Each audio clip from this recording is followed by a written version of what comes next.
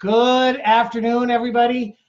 Chef Carla, Chef Rich, and I welcome you to week 7 in CU 122. Hi, everybody. How you doing? It's good to have Chef Rich here. And Chef Carla is running just a couple of minutes late because she is wrapping up her other class. So she'll be popping in here in just a few moments. Hey, good work in week 6, everybody. I think we're going to hear a few comments from Chef Rich here in just a few moments about week 6.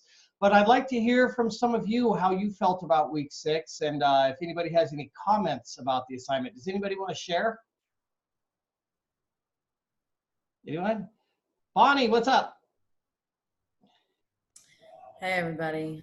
Hey.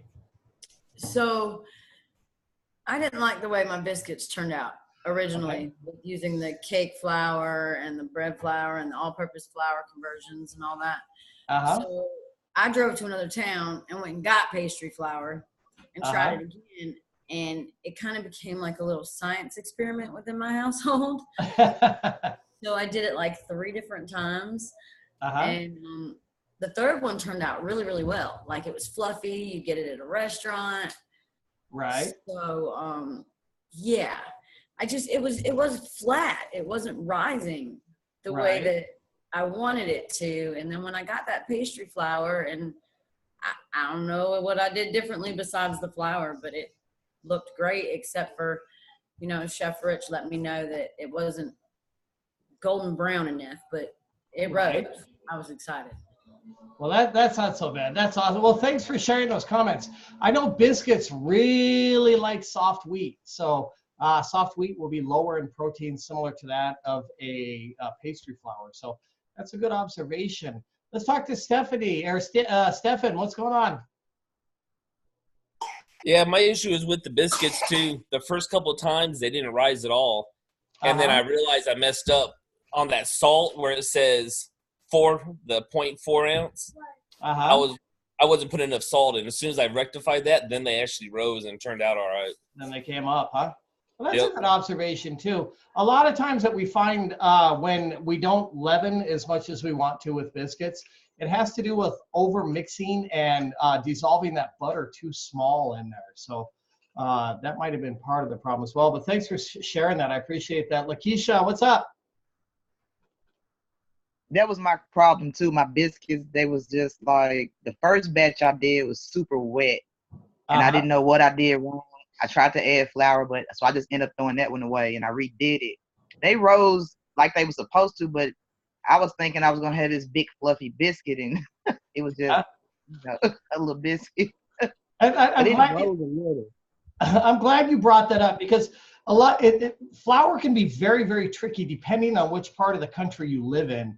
If you live in a very humid area, such as South Florida or somewhere on the West Coast where you're near a large body of water, the flour can absorb the moisture in the air, which will then require you to add additional amount of flour in your recipe as well. So that's something that could have been a potential problem. But thanks for sharing, Lakeisha. That's awesome. Lucia, what's up? I had actually a really good turnout with my muffin batter as well as my biscuit dough. Cool. I actually went and used the technique that Chef Carla taught us about doing like this with the butter. I got myself one of those cutters, but I think that I had my butter in the freezer way too long because I really was having like trouble breaking it down. But once I got it to like, pretty small cubes of butter throughout, I just went in with my hands and broke it down even further. But I thought both my batter and my dough came out pretty nice. Well, that's awesome. That technique that Chef Carla was showing was right on the money. That's a great way to do it because it adds just enough temperature, but not too much. So it helps out quite a bit. So thanks for sharing that. I really appreciate it. Hey, everybody, thanks a lot for sharing your comments. Chef Rich, what did you think about week 6? Week 6 seemed pretty good. Everybody was pretty on point with their assignments. Just, one thing I noticed, like for a lot of people that had a really easy time was, when it you see it come into play. Some of the things that we've been trying to harp on the last couple of weeks, and mise en place when it comes into baking is super critical because, man, there is no readjusting once it's mixed and in the oven. Like, it has to be right. Your ingredients have to be measured out right, and you can't miss anything. Once it's in, it's a commitment. It's done and done. So using that mise en place, these skills we've been trying to get you in the habit of being organized is really going to come into play with baking, because if you forgot something, your end product is definitely going to show that result. But then also one thing that's like I wanted to reiterate, because I've seen a couple people where I couldn't really touch base where they went wrong. But just to reiterate, I don't know, sometimes it's not spoken enough about is the fact that if you are following a soup recipe or a biscuit recipe, 8 ounces is not the same, because 8 ounces in a baking or pastry recipe is a half a pound, whereas in a savory recipe, 8 ounces is going to be a cup. So, like, I think some people, you just always want to remember in this baking world that all of your measurements are going to come down to mostly weight instead of volume. So keeping that in mind also is going to save you a lot of headaches. But that's about it, man. Everybody did pretty well. Cool. So great suggestion. Great suggestion. Let's hear from Damon real quick. Damon? Hey, how you doing? How you doing, Chef? Good. Good. One of the techniques that I used, I froze my butter, but instead of putting it into like little chunks, I grated it. That's a good grater, method? Huh? Yeah, that's how I normally do it. So that's what I did, But that's a good method to use. Yeah, that's pretty cool, man. That's kind of an old school trick. We used to take 50 pounds of butter, and sometimes in industry you'll see that we buy blocks of butter in 50-pound blocks, and then we'll cut them down, freeze them, and then run them through our cheese grater, which is big enough to put a car through it. And right. If we're doing a lot of butter, so that's cool. You probably used a box grater, I would imagine. Yeah. The last thing is my biscuits came out a little drier than normally. Normally I use all-purpose flour, and they come out perfect. So I don't know what I did wrong for them. I mean, they came out fluffy, came out nice and everything, but when I cut them open, it was kind of dry and a little bit of that flour taste. Yeah, that might have been a little too much time in the oven.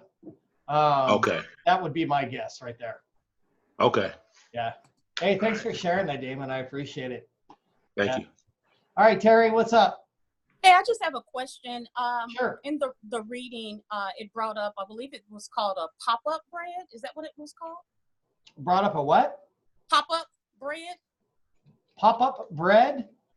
Yeah, in the reading. I don't know. I don't know. I wanted to know. I wanted an example of what popover. Thank you. Popover bread. What is an example of popover? Popover bread, I would assume, is going to be made from pot au choux. Pot au choux is also the same dough that we use to make eclairs and profiteroles with. And I can talk to you all about those after class if you want me to. No, I was just curious that it never said in the reading what an example of one was. So I was just like, what's a popover? Because pot au choux is a cooked pastry dough, and it's fairly common in restaurants. But when it cooks, the leavening agent in there is egg and butter, and when it cooks, it just rises very, very high. And a lot of times they'll call that pop up or pop over because of the height that it rises to. So that's a good possibility what they were referring to. Okay, thank you. Okay, thanks, Terry. All right, ladies and gents, let's move on to week 7 here in CU 122. Hey, once again, guys, let's try to get our assignments in on time. It's very, very important. I put a little note on our class page. The due date is on Tuesday, but that doesn't mean you have to wait till Tuesday to do it. So try to work yourself in advance. Chef Rich brought up a really critical point about mise en place and how important that is. When your mise en place is lined out, you can execute that assignment quickly, easily, and efficiently. And that's some of the things that we look for as we gear ourselves towards a career in culinary arts. So just a quick rule of advice. Hey, we're officially in the second half, ladies and gents. Congratulations. This is not the time to slow down, though. This is the time to gear up because there's still lots of good learning that's going to take place over the next 5 weeks, and there are 6 weeks in this class. So hang on tight, but great job so far, everybody. Please continue to work on keeping your attendance current. Don't forget that when you go onto the class page, complete any activity with the check mark to the right-hand side, and that will post your attendance to keep things current. It really helps out Chef Carla and I so we can spend more time helping those that need it. And then for the next several weeks, please, ladies and gents, do your best to stick as close to the recipes as written as possible. It's really going to help Chef Rich determine how you have learned the technique, and that's our primary focus here. So let's try to do that over the next couple of weeks if we could. If you need to deviate for any type of dietary restrictions, make sure you reach out to either Chef Carla or myself, and we'll be glad to help you out. So ladies and gents, taking a look at week 7 here in CU 122, research materials and knowledge checks. Don't forget that you can take those knowledge checks as many times as you like, and only the highest score will stick. So we would like to see perfect 10s for everybody on those things. Thanks a lot for being here at our live session. Attendance is critical. The people that attend the live sessions are the ones that succeed 100% of the time. And then in the kitchen this week, we are working on cookies and pie dough. Making cookies is an art, and we're going to teach you that art. There's some really critical techniques involved. And then the pie dough that we prepare this week, we will be using for next week's assignment. So make sure you pay close attention to that. We're not making actual pies this week. And then ladies and gents, Wednesday, thanks a lot for being here at the live session. And then as a recommendation, we suggest that tomorrow you read the research materials and complete both knowledge checks. And then on Friday, sit down, read that assignment, get to know it, create a prep list, timeline, purchase ingredients, right? And then prepare and complete assignment. Check to ensure that assignment is correct on Saturday and Sunday. Make any changes to assignment as suggested and resubmit it on Monday or Tuesday. That way you get a perfect 100 on the assignment. Does anybody have any questions about our week 7 coming up? Ladies and gents, in this week's PowerPoint posted on the class page, we have another conversions chart. Chef Rich brought up a really valid point when it comes to baking and working on the savory side. On the savory side, we have a tendency to use a lot of liquid measurements because we're able to make those last minute adjustments as needed. Whereas in baking, they like to be very scientific, so a lot of weight measurement is used. So make sure that before you go to this week's assignment that you clarify whether it's weight or whether it's volume. That will help you out greatly. And I know that sometimes these conversions knowledge checks are like, trust me, once you're in industry, you're going to be using those a lot.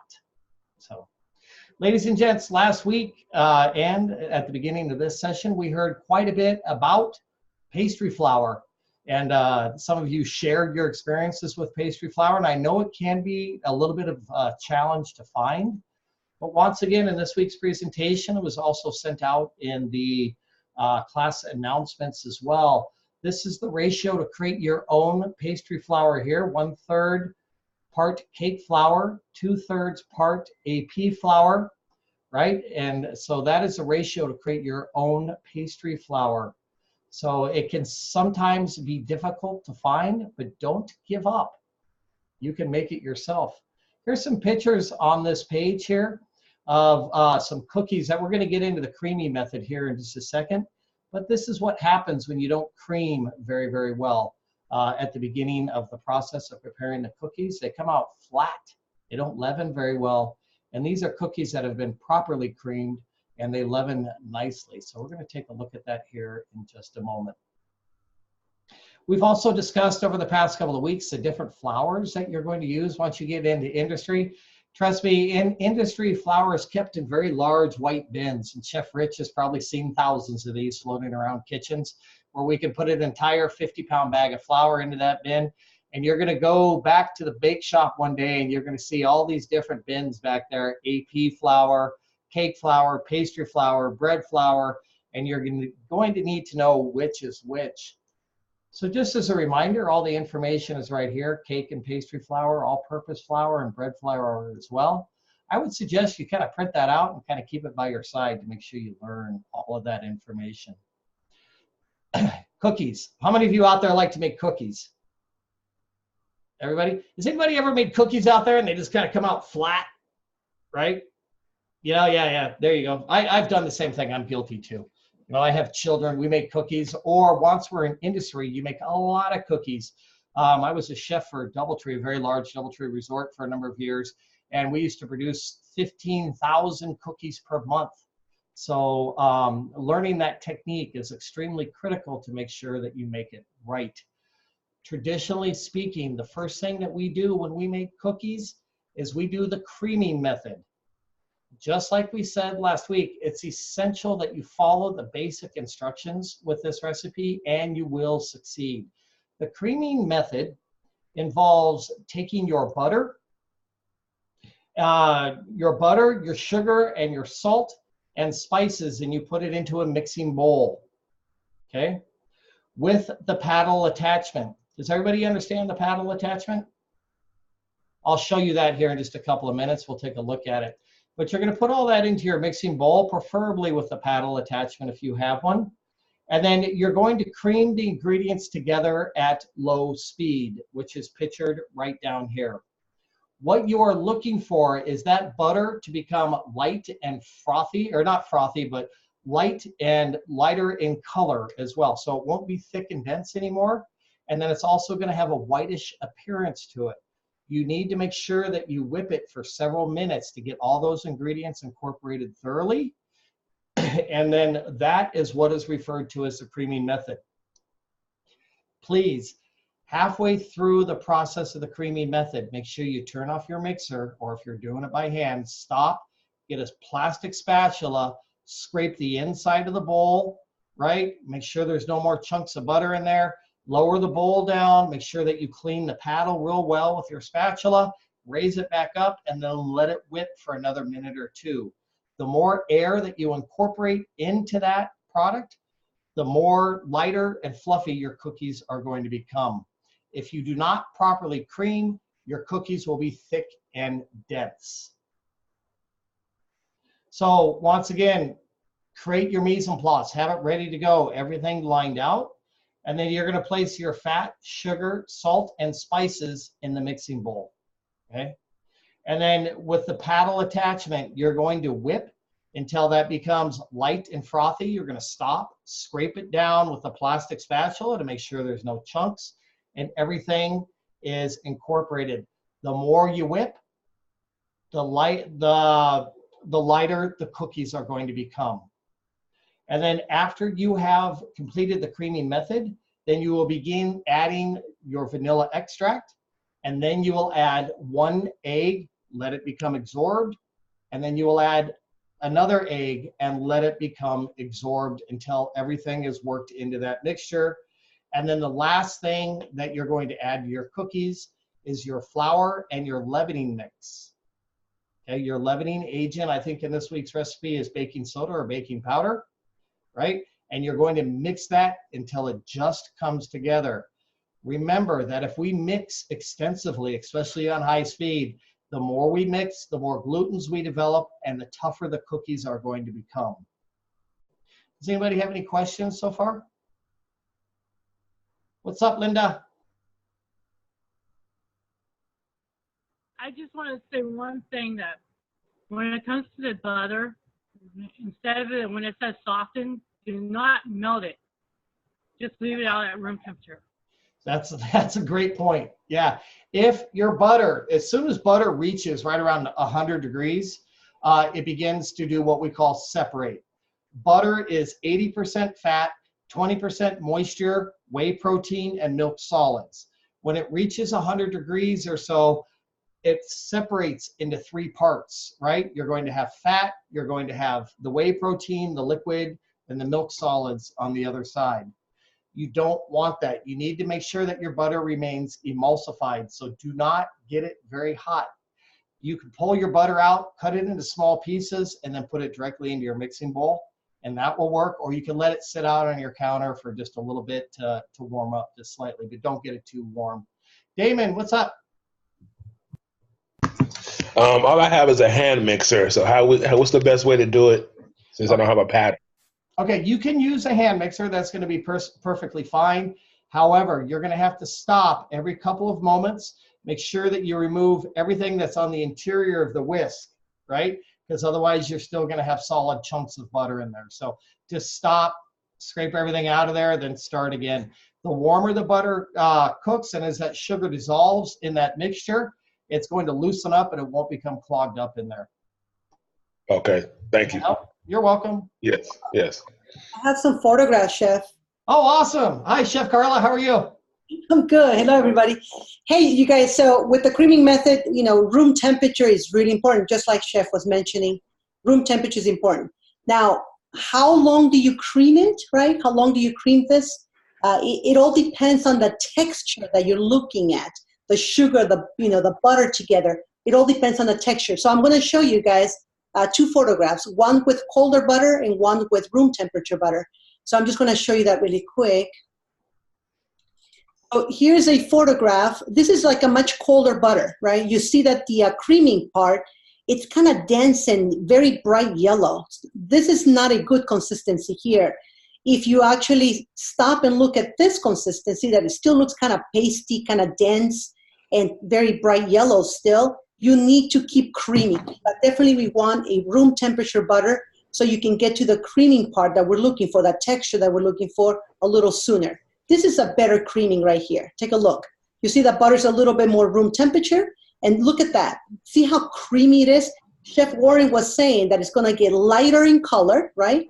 You can see the huge difference between this and that. That's much more yellow. This is lighter, like a little more like off-white, and it's also very fluffy in texture. That's what the name is, creaming. It's gonna look very creamy and soft. So that's what we're looking for. And of course, I know Chef was gonna mention the paddle attachment, but I have some quick pictures. Sorry, Chef. Cool, good. Yeah, so this is, if you have a mixer, obviously this is the paddle attachment, but if you have one of those handheld mixers, you can use the little whip attachments for that. But you definitely, like Chef was saying, you gotta keep scraping the sides to make sure you keep combining the whole mixture back into the center and keep creaming it, right? So that's just a quick little visual to help you, guide you. This is what we're looking for. Now, how long will it take? Well, it really depends on the butter, right? How room temperature it was. But it could take between 3 to even maybe 5 minutes to get to that point.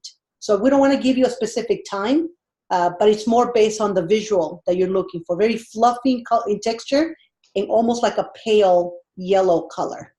Yeah, those are great photos. I always like to refer to it as it feels like icing on a cake. You know how you can kind of stick your finger in grandma's icing and kind of taste it? Buttercream. Yeah. I kind of get that same feeling when it comes to the cookies. So that's kind of the texture that you're looking for. Should be soft, but yet follow your finger out of the bowl as you're pulling. So that will help out. Thank you very much, Chef Carla, for sharing that. That's very helpful. Yeah, Damon, did you have another question? No, I forgot to put my hand down. Sorry. No worries. What's up, Bonnie? So I just had a question. Does it matter if it's salted butter or unsalted butter? I mean, because like I've got a plethora of both in my refrigerator, and it just based on the week, I don't know. I do know that they have different contexts and different fat content, but does that matter when making cookies or pie dough or? Yes. In the world of professional culinary arts, 110% of the time, you're generally going to find unsalted 1-pound blocks of butter in the kitchen. Rarely will we ever use salted butter. There's very few applications for it. We don't like to buy products that have a single use, right? So traditionally, butter with salt will be served with bread in the dining room, and there's not too much else other than that. So your 99.9% of the recipes will always be unsalted butter. So I always recommend buying Kerrygold butter, which I think is one of the better ones because it's grass-fed, it's not exposed to the GMOs, it doesn't have the pesticides, chemicals, and it also has a higher fat content, right around 82 to 84%, versus American butter, which is right around 80%. So you're going to get a little bit of a smoother, creamier product when you do that. Then there's Plugra and many other butters out there as well. So that we work with. Is that accurate? You're welcome. Ladies and gents, let's take a look at the recipe here. After we take a look at the recipe, then we're going to kind of move on and we'll talk about some of the baking instructions and things to look for, things that Chef Rich will be looking for when he goes to take a look at your assignment this week. So cookies, unsalted butter, like we just talked about, or 50-50 butter and shortening. I prefer the straight butter because of that additional moisture in there. I think it adds a nice leavening ability, because when that butter gets hot, it begins to steam, and which helps to leaven the cookies and also helps to with additional moisture in there as well. There is a very special type of shortening that we use in industry. It's called Sweet Tex, which is primarily used in the bake shop, and it creates kind of that creamy buttery flavor. But for my preference for this recipe is straight butter, granulated sugar, and brown sugar. Okay, those are two different sugars completely. Brown sugar is a combination of molasses and white granulated sugar that are mixed together. Molasses is a byproduct of the sugar refinement, and what they do at the end of the process, they add it back in, which gives it a different flavor and a different moisture content. So it's very important that you use both of those butters, or both of those sugars. Salt, eggs. Chef Carla last week brought up some very important information about eggs. The average egg in the United States is about 1.75 ounces, 2 ounces for a large egg. So when we use recipes in the commercial environment, they're 99.9999% of the time they'll be written for large eggs. So make sure you don't buy medium eggs, because otherwise it's going to affect your recipe. Pastry flour. We saw a slide just a moment ago that if you can't find the pastry flour, how to make it from 1/3 part cake flour and 2/3 part all-purpose flour, and that will be posted on the class page as well. Baking soda. It's very, very important to understand that when working with baking soda, if you have very warm ingredients in your mixing bowl, right around 110 degrees, which you shouldn't have, that baking soda is going to begin to give off the gas before it even gets into the oven. So by the time it gets into the oven, that cookie's not going to leaven very, very much. So make sure you don't get everything very, very hot, because heat is in, baking soda likes heat. It's very, very, very important. Chocolate chips. Those are kind of up to you. We occasionally get questions about the chocolate chips. Chocolate chips in industry are sold by count. You'll see on the box where it says CTN. Most common size for chocolate chip cookies is 1,000 count, right? That's how many chocolate chips per pound. And then we go all the way up to 5,000 and 6,000 count chocolate chips. So they become very, very small. The smaller you are, the more difficult it's going to be for the cookie to leaven, because that chocolate's going to disperse and it becomes heavy. So think about that. Walnuts or pecans chopped, optional. I love the flavor of the and the texture that the nuts give and the additional protein, so it's a good thing. First thing you're going to do, get all your mise en place together like Chef Rich was talking about at the beginning of the class. It's important. Line it out. Have it ready to go. Preheat your oven to 375 degrees. Be careful, ladies and gents. Not all ovens are perfectly calibrated to 375 degrees. So just because it says 375 on the dial doesn't mean it's 375 on the inside. So don't walk away assuming that everything's going to be okay. You're going to cream your fats and sugars until light in color, right? Chef Carla just showed some excellent photos of what that should look like when you're done. Don't forget to be scraping the bowl down with a plastic spatula or rubber spatula during the process to ensure that there's no lumps in there. It needs to be very nice, smooth, and silky. And as we mentioned earlier, once you've done the creaming process, you're going to add 1 egg at a time, right? It's very, very important. Don't just dump everything in there. You need to add a little bit of egg, let it get absorbed while the machine is whipping or mixing, and then you'll add a little bit more egg. If you add it all in there, it might not absorb or it might not emulsify as nicely as we need it to. And then you're going to combine all the dry ingredients, add to the cream mixture. This is where a lot of people go south on the recipe, okay? You're going to add your dry ingredients to your creamed ingredients, right? And you're only going to combine. Just mix until combined. Do not turn the mixer on and walk away and look on Facebook. You got to mellow out. You got to just bring it together, because otherwise you're going to overdevelop those glutens, and Chef Rich is going to pick up on that when you break that cookie open. So we want to have nice tender cookies. It's very, very important. And it's also going to affect the spread and the formation of the cookie as well if you overmix it, which we're going to take a look at here in just a moment. You're going to scoop onto parchment paper lined baking sheets. Those lined baking sheets, commonly in industry, we're switching more and more over to what we call silk mats now. Silk mats are available at Walmart, Costco, Amazon, and many other stores. They're fairly inexpensive. Chef Carla, have you priced those out recently? Yeah, I would say there's different brands, of course, but I'm sure you can find them between $20 to $35, you know, but yeah. You can find them. Sometimes like Costco may have like multiple of them, maybe like three, a set of three or so. They had a 4-pack for $13 there. Yes. So that was a pretty smoky deal, but at Costco you have to buy 500 of everything. So yeah.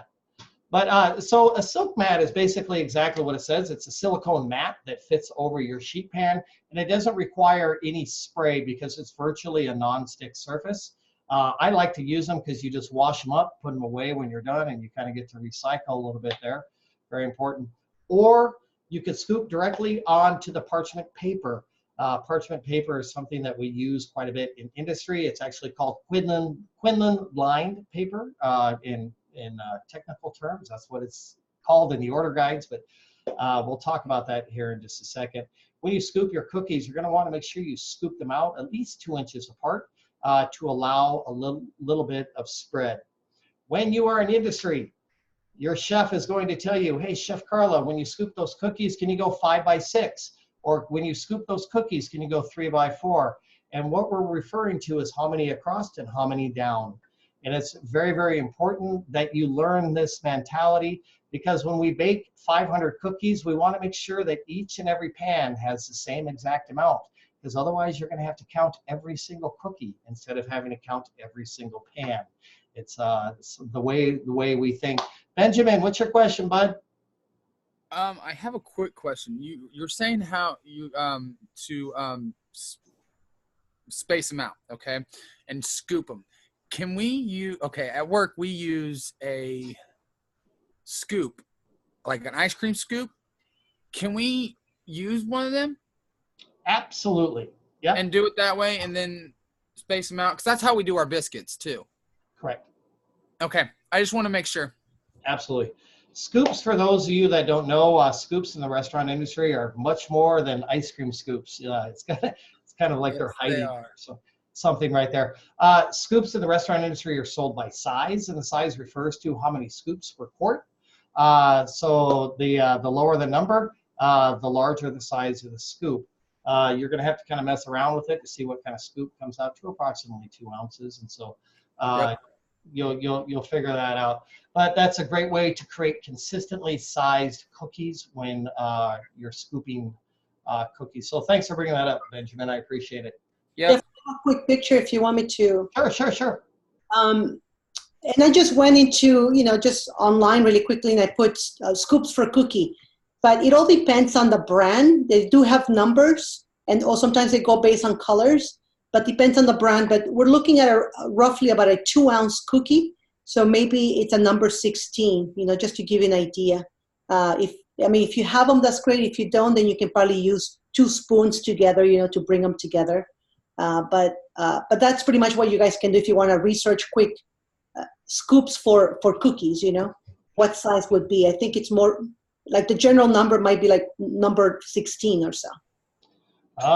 Chef Carla, you're starting to get into the conversions knowledge check, because we just mentioned a moment ago that a scoop is sized by how many scoops go into a quart, and a number 16 would be 16 scoops in a quart. There's 32 ounces in a quart, so that means each scoop would be 2 ounces. So, hey. That makes sense. That's why we need to learn this information with the conversions knowledge check. We use it all the time in a lot of different forms. So great point. Chef Carla also mentioned that a lot of things in the restaurant industry are done by color, especially scoops. So we go very, very quickly. We fly through the kitchen.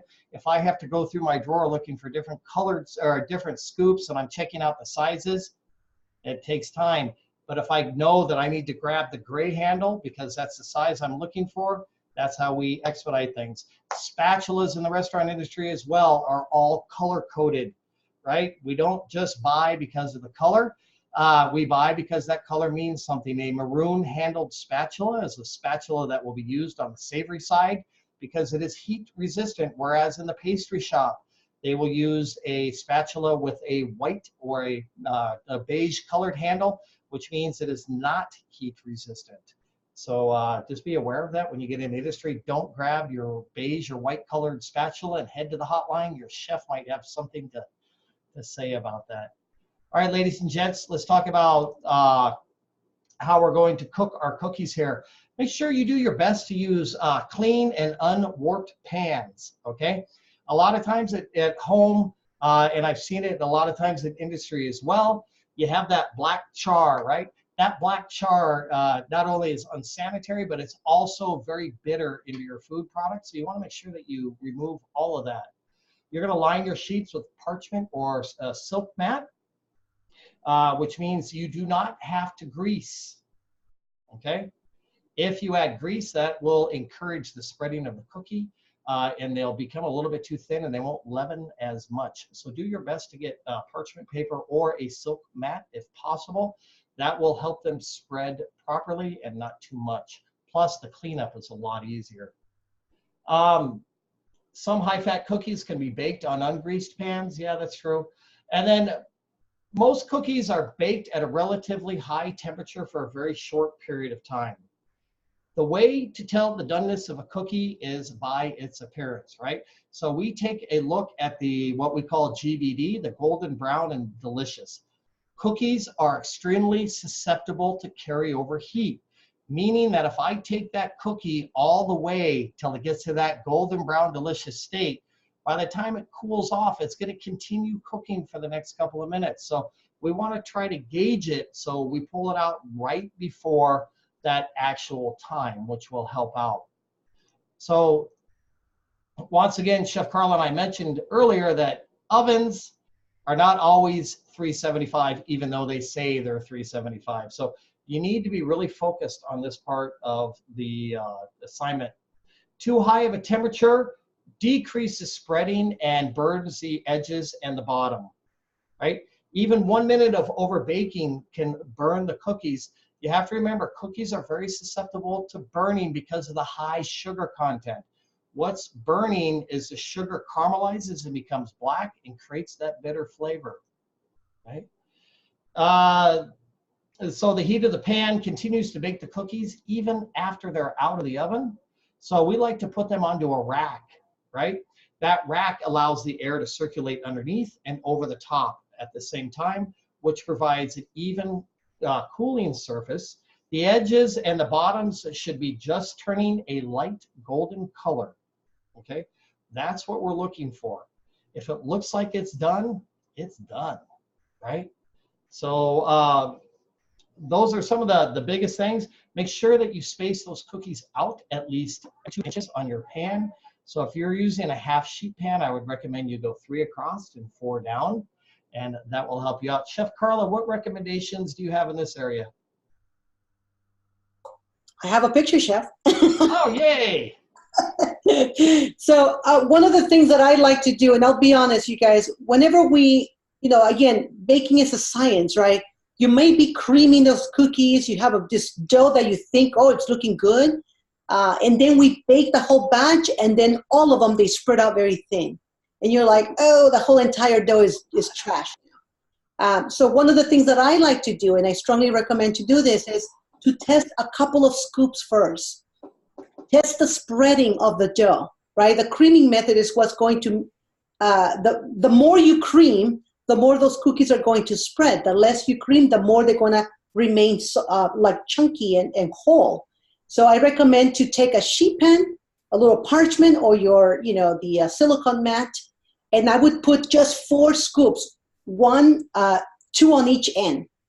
And if you can, remember which side is the one that you're gonna lightly press, just lightly press, and you can hold the other 2 whole, like really round, perky, right? Bake them off, and then when they come out, take a look at the thickness. The one with the best thickness, of course, that's what you guys are going to do to the entire batch. So let's say, for example, if you like the ones that you press just halfway and they spread out perfectly, I would recommend to scoop all of them and then lightly press them and then bake them off, right? But do not chill your dough, because when you chill it, it changes the structure of the spreading. Now I'm going to show you this. This is a cool photograph. And I know Chef was talking about do not use ugly sheet pans. This is just a photograph that I found, but it's pretty cool because it shows you the arrangement of how to bake them.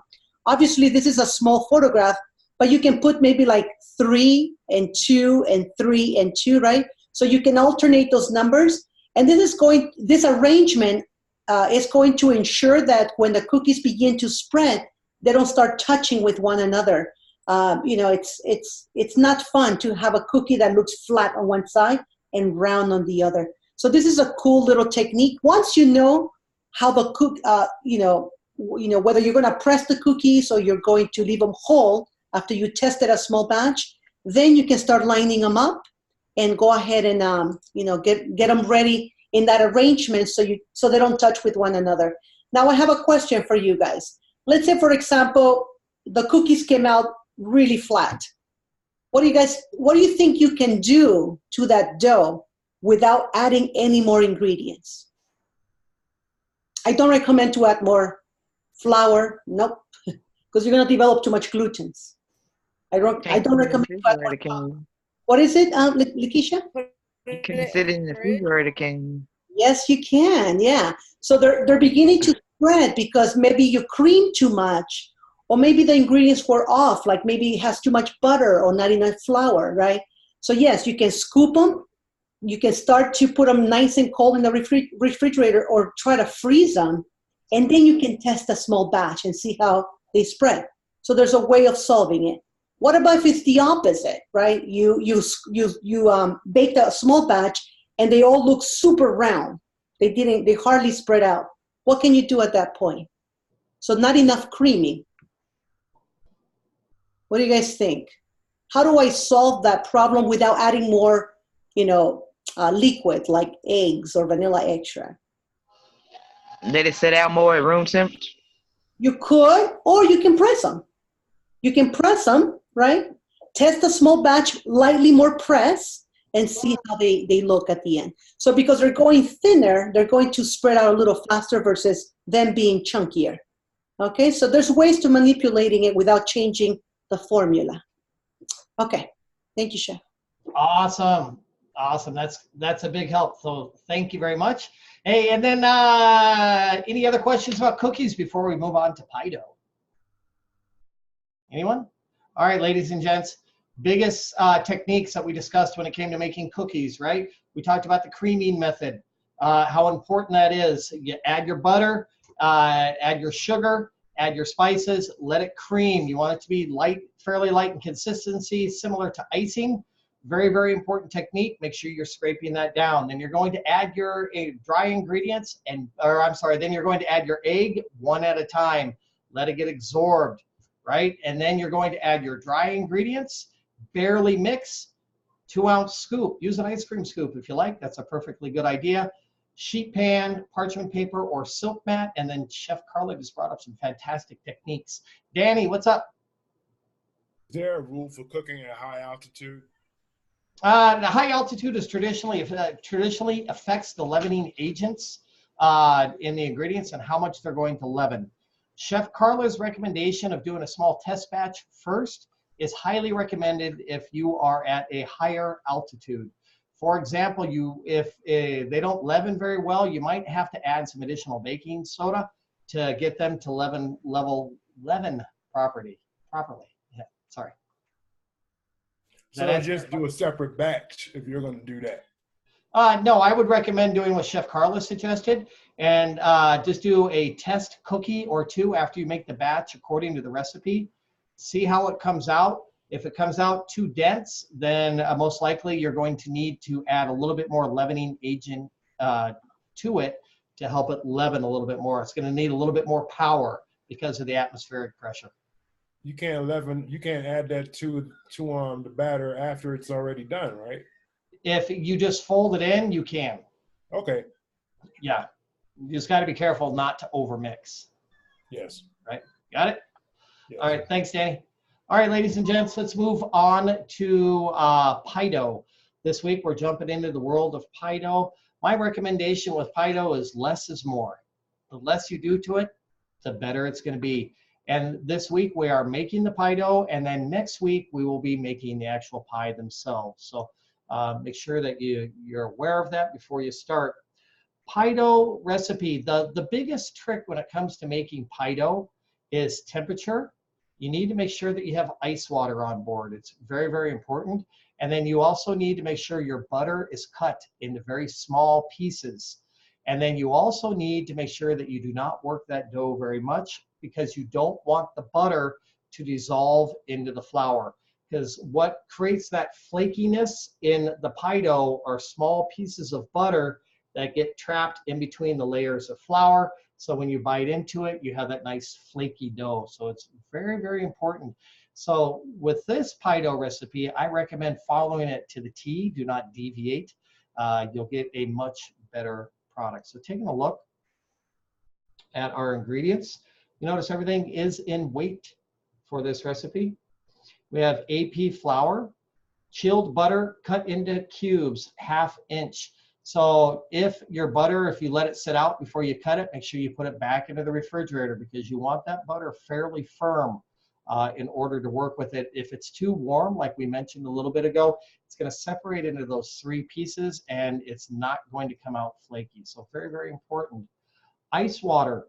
Make sure that you have ice water. The recipe does not call for ice. The recipe calls for iced water, right? So ice water is right around 32 degrees. So make sure you have that ready. And then salt. When we work in the professional environment, the majority of the time we are going to use kosher salt. And most of our recipes, we don't like to use table salt, because table salt has iodine in it, and it's a very small ball and it doesn't stick to things very, very, very, very well. So kosher salt, please. Taking a look at the method here. You're going to sift your flour and salt into a bowl. Okay? If you don't have a traditional sifter, you can use a pasta basket, right? What you're doing is you're adding some air to the product, and you're also making sure that the lumps are removed. So very, very important. You're going to cut the butter into the dry ingredients until the consistency reaches small flakes of butter. You know, I think someone mentioned at the beginning of the class about a pastry cutter, right? Which is a series of ridges, which helps you incorporate the butter into the flour. If you don't have that, you could use a fork. That's always a good tool to help you cut that in. You're not trying to mix, right? You're trying to cut in, which is not a complete blend. You want some pieces of butter visible still. It's very, very important. And then you're going to make a well in the center of your bowl, and you're going to add the ice water, right, into the dry ingredients. Make sure that the water is very, very cold, because otherwise you're going to warm that butter and it's going to liquefy and it's not going to come out very well. And then you're going to bring that together. It doesn't need to be mixed extensively. Remember, we don't want to overdevelop our glutens with this recipe, and we don't want to completely work the butter into the flour. So you're going to bring that together, and you're going to lay it out, and we're going to do what's called the book fold, right? Put it on your cutting board. It's one solid mass, one side in, and then that's it. You're going to wrap it up. Chef Carla, what do you have to add to that? Let's see. I know we mentioned the technique last week, the cutting method. You know, it's so creating a flaky pie dough. Obviously, like Chef said, you want to keep breaking the fat into. I always go to kind of like little pea-sized pieces, right? To that little size. Mm-hmm. Just like he said, do not overwork it. You know, just kind of bring it together.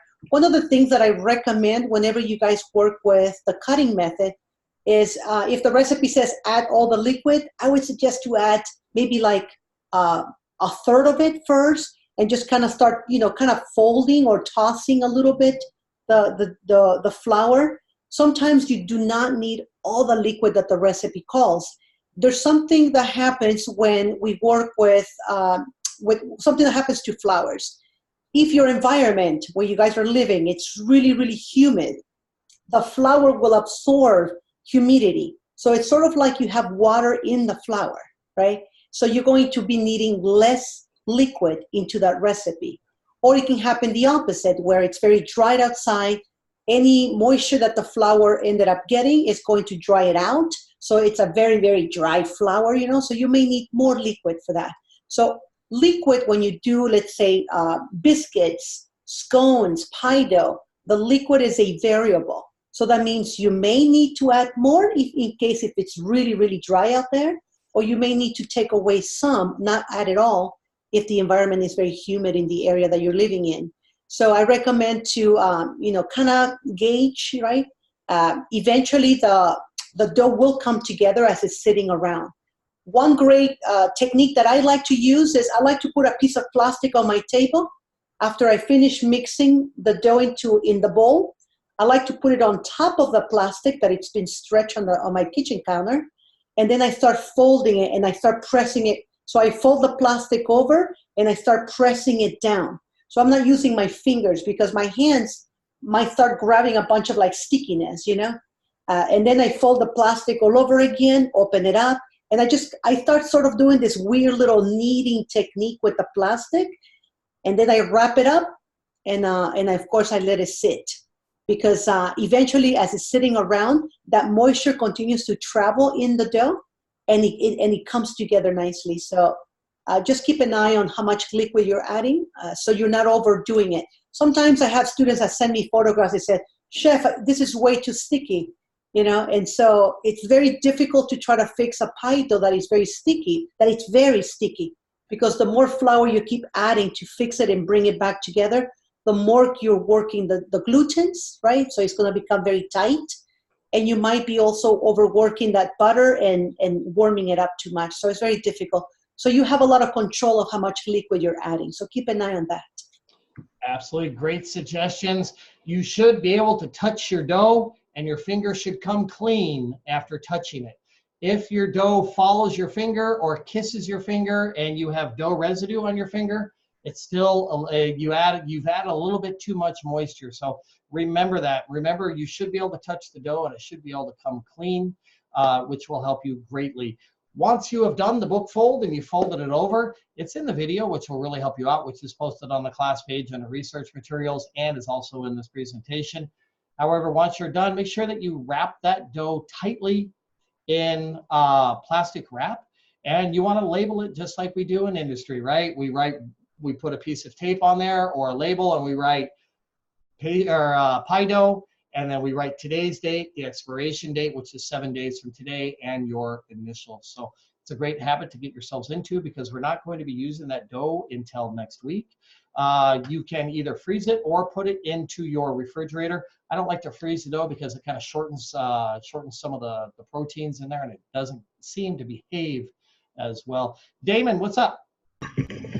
I'm what you call a part-time vegan. So when it comes to like sweets and desserts, I like to do vegan products. Okay. And I have made dough before many times with vegan butter, Earth Balance. Will this be okay, or should I just go ahead and stick with the unsalted butter? I would highly recommend doing the unsalted butter for this. The Vegan Balance or those butter alternatives are generally extremely high in moisture, water, and they don't behave nearly the same in the baking world. There is vegetarian or vegetable-based hydrogenized shortening, right? Which is another subject in itself. But that's where they put links of hydrogen in between the links of oxygen in the saturated fats, which enables it to cook better and behave better under hot temperatures. So you could look for that in the store if that would help. Okay, thank you. You're welcome. So ladies and gents, we're gonna, Carla? Yeah, sure. Just again, for visual purpose, I just wanted to share this photograph. Here's a really great pie dough. You still see the little chunks of butter, right? The little pea-sized pieces. You can see that the dough is not very sticky. It's not very dry. and it's wrapped already, ready to go into the refrigerator. One of the things that we recommend, obviously, one of the things that I've noticed, Chef, is that if you let the dough go too long, too many days in the refrigerator, it starts to oxidize a little bit. Yeah. You know? So if they're making it really well in advance and you're letting it go for several days, we're talking about more than 5 days, they may have some oxidation. So preservation in the freezer sometimes works really well. Yeah, you can freeze it. A lot of people like to freeze it.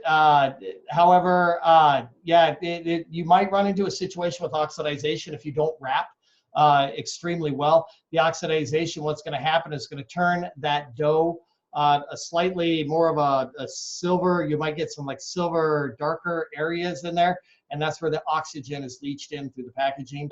So that could affect your dough in the long run. So you might want to consider freezing it, which is perfectly fine.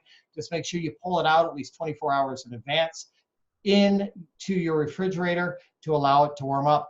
If you pull it straight from your freezer and put it onto your counter to let it thaw out, that's not a good thing because you do run the risk of foodborne illness. Plus the flours and the butter is going to break down and leach into the dough. So make sure you plan accordingly for that.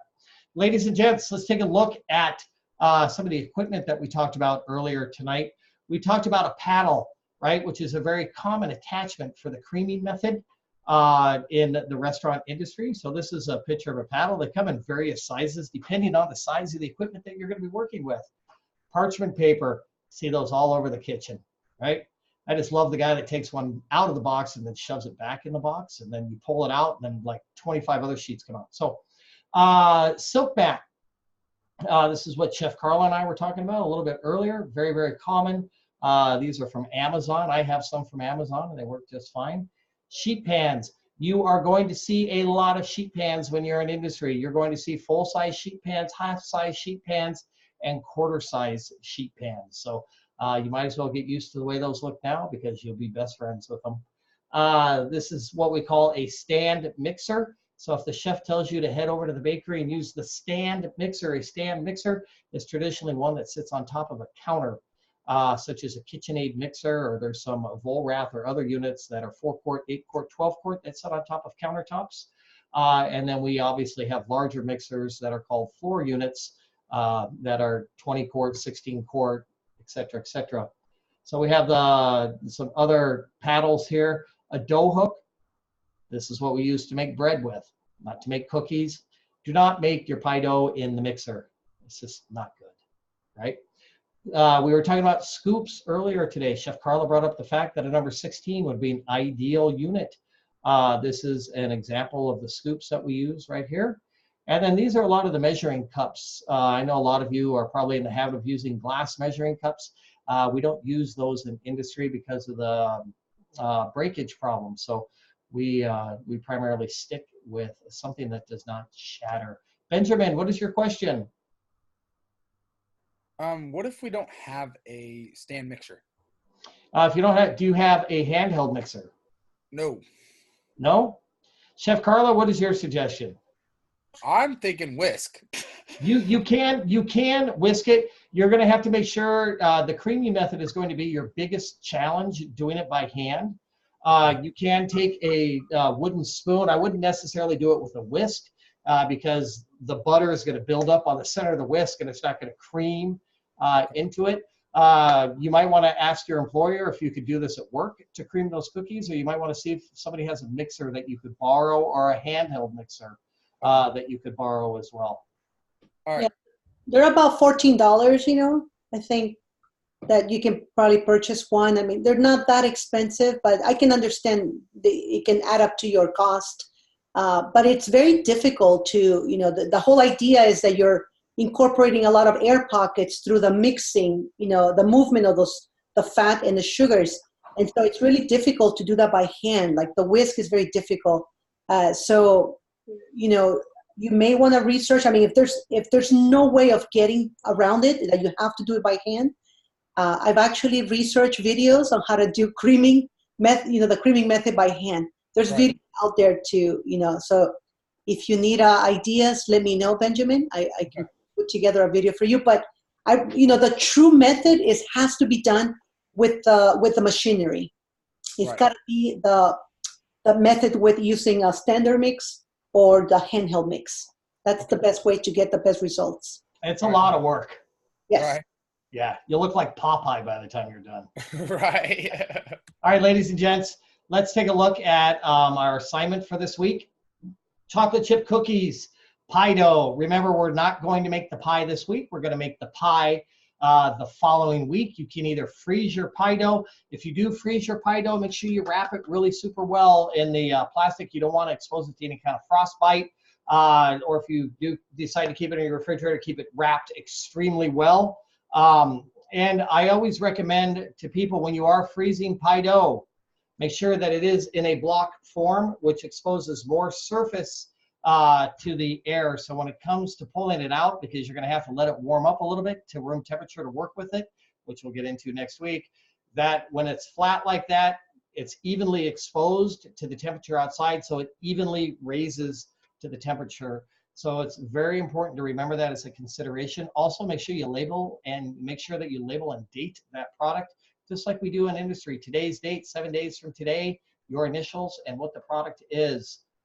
Chocolate chip cookies, pie dough, both have self-identification photos, both have proper sanitation setup, and then both have mise en place. Chef Rich has mentioned the past several weeks the importance of mise en place. Keep it near and dear because it is a valuable tool, right? And then for the cookies, ingredients before mixing, fat and sugar after creaming. Remember, we want that light texture that's almost like icing. Dough after all the ingredients are incorporated. Remember, just add the flour until it's just incorporated, not to overdevelop those glutens. And then after you scoop them out onto your sheet pan, and then after baking, right? And then you're also going to break the cookie to show the interior of the cookie so we can see how it is leavened and to see for the moisture. The pie dough, flour, salt, butter mixed, ready for ice water. Remember, Chef Carla mentioned pea-sized pieces of butter in there. Very, very important. You want to have those pieces of butter in between those layers of dough to create that flaky texture. Dough after water added. Make sure that water is very, very cold. Do not get ice cubes in there because when they melt, they create pockets of water. Just saying, because I've done that. Dough after gentle kneading, right? Very gentle kneading. Flatten it out, book fold, done, wrapped in plastic, ready for freezing, right? And then don't forget your narrative sheets this week. Does anyone have any questions? Anybody? Ladies and gents. Damon, what's up? Quick question. On the all-purpose flour, it's unbleached flour, right? You can. I mean, that traditionally, yeah, that's what it is. So that's right. Okay. Yeah. All right. Thanks. You're welcome. Ladies and gents, thank you all very much for a wonderful week 7 live session here in CU 122. Thank you very much, Chef Carla and Chef Rich, for all your support in tonight's live session. Have a great week, everybody. We'll look forward to seeing everybody's assignment early this week, which would be awesome. Don't forget about attendance. Have a great day, and don't forget to reach out to us if you need any help. Take care, everybody. Bye. Take care.